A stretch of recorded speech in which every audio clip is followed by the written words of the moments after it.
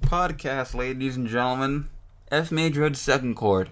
I said I'll record this episode early in the week because of reasons, and I didn't do that. It's a normal time. Recording this actually maybe an hour before normal podcast time, but still normal podcast time. I'm doing the podcast thing now. I didn't record next week's either, of course, so heaven knows when that's going to happen, but it's going to come out on time mostly. Swear to God. Oh boy, I ran out of time. Because that's what happens in life. You run out of time. You have time, then you stop having time. You know what I mean? I know you know what I mean, because you too are a human being with emotions and a limited amount of time. I've been thinking about this a lot lately. For a couple reasons. I mean, because you only have so much time in your own life. You only have so much time, not even, in life, just like in general. Like, I'm in college. One would think it's a little too early to have this kind of thoughts about the limitations of the span of human life. But college is a reading list and a series of deadlines. Okay? And when you hear the word deadline long enough, deadline, you start thinking about the etymology of a word like deadline. They didn't pick it because it rhymes with redline, let me tell you that much. But in all seriousness, as much seriousness as I can muster in any one sitting, it's a pretty good way to become acquainted with your mortality. Because if you don't finish something by the deadline, you fail a class and then that's it. You have to atone for your mistakes. There's no atoning for death. But death isn't really like something that's your own fault.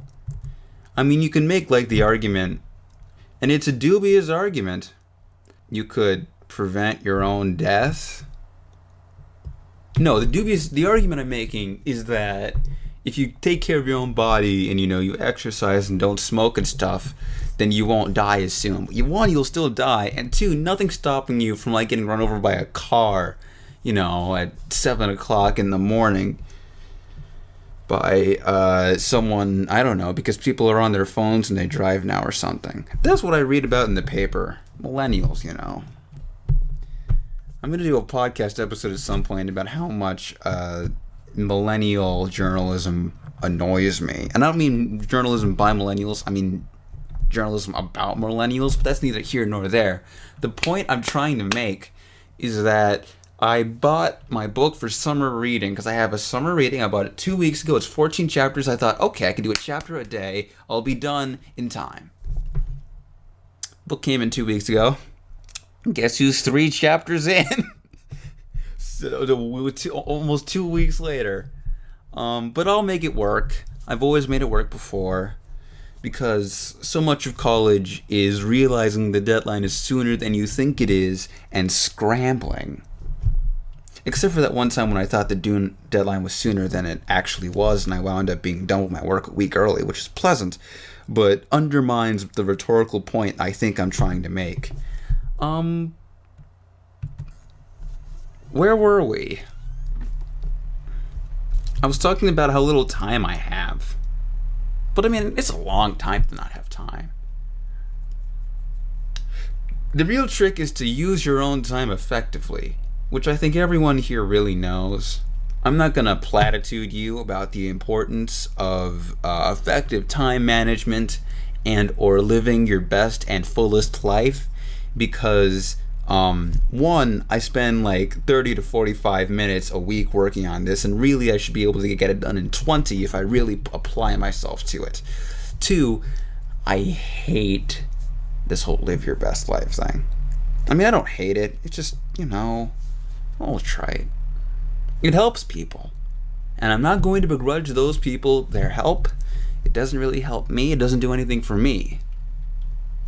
I'm confident that if I were a different person, I would feel differently about it, because that's what life is about. Life is about feeling things, among other things, such as eating and going to the bathroom. But just think about all the bad meals you've had and all the better meals you could have had instead of the bad meals. That's a kind of time that disappears. That's a kind of procrastination. Because you're never going to have a chance to have that good meal at that moment again.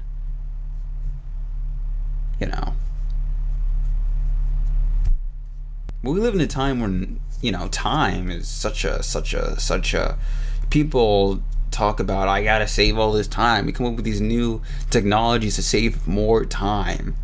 I am very deliberately multitasking right now.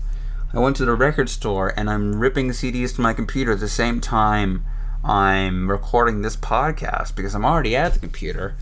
And it's not like the audio quality on this podcast will noticeably suffer because I'm using the spare computing power. I hope not. I really hope that doesn't happen. But it's not like anyone's going to notice anyway. And at the same time, I'm plotting out my next move. I'm plotting out after I finish this podcast, while I render the audio and the video, I'm going to do this. All these little tiny things. We live in a time when, we have to constantly process the most effective and most efficient way of getting from the point A to point B of our own lives. Is that necessarily a bad thing? No, it means that we can, in theory, live dense lives. Dense and interesting lives. Dense, interesting, and effective lives. And there's nothing wrong with that in theory. But it's why we need vacations. It's why we need to, it's why meditation is so important. Mindfulness. It's why people do yoga. It puts them in a different state of mind. It's a different kind of time investment. It's a type of like investment, I guess. Putting your time into this so you can get more effective time later.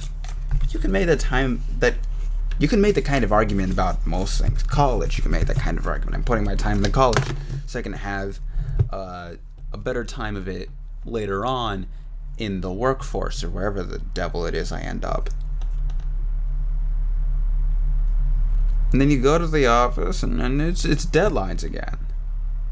But you're used to it because, you go to college and you have deadlines in college. And then eventually at some point you retire. Maybe you don't retire because you're a millennial and you're afraid that by the time you grow up and become, 70, they're going to abolish retirement. The corporate interests that run America will have so completely, done something either very right or very wrong such that you cannot retire at a reasonable age. And just when you get to the point where you're 92 and you finally qualify for Social Security, that's when the lights go out, because that's how much time you have. That's how much time you have, and all that investment goes away because the stock market of your life has crashed. It's a bear market from here on out. That was a terrifying metaphor. I didn't mean for it to go that sharply, but this is something I've been thinking about on and off for most of the summer, while I very conspicuously do not do the schoolworky things that I am accustomed to doing. Well, I very consciously do other things, such as the learning of Spanish, such as a little bit of cooking here and there, such as, etc. But the podcast I've kept doing. The podcast I have kept doing because, of course, what the heck else would I do with my Sunday nights?